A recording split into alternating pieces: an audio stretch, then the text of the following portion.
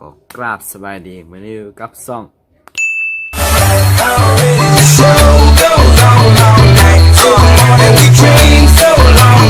วันนี้ก็บ่มีหยังมีแต่สิมาเฮ็ดสิมาฉลองอันที่ว่าฮอด900 Subscribe เนาะ900 ล้านซับเนาะเว้น900เนาะเว้นของง่ายเด้อ900 Subscribe แล้วเนาะเขาก็จะว่าขอบใจคนติดตามทุกคนที่ติดตามช่องนี้เนาะจนมาฮอด900 Subscribe เหลือแต่100 คนที่ฮอด1,000 Subscribe ขอบใจทุกคนเนาะที่มาติดตามช่องนี้บ่มีอย่างที่เฮ็ดคลิปเนาะช่วงนี้นะเพราะว่าบ่ฮู้ว่าสิเฮ็ดคลิปอีหยังเนาะมีแต่ว่าอยากมาแจกบัตรเฮ็ดคลิปแจกบัตรเนาะแล้วก็เช็ด Q&A ว่า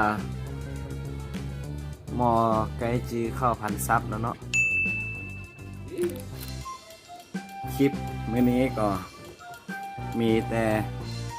อยากมาแจกบัตรให้ผู้ติดตามหรือว่า FC ที่ติดตามช่องนี้เนาะอาจจะก่อนมาฮอด900 ซับเมื่อเฮ็ดมาประมาณเดือน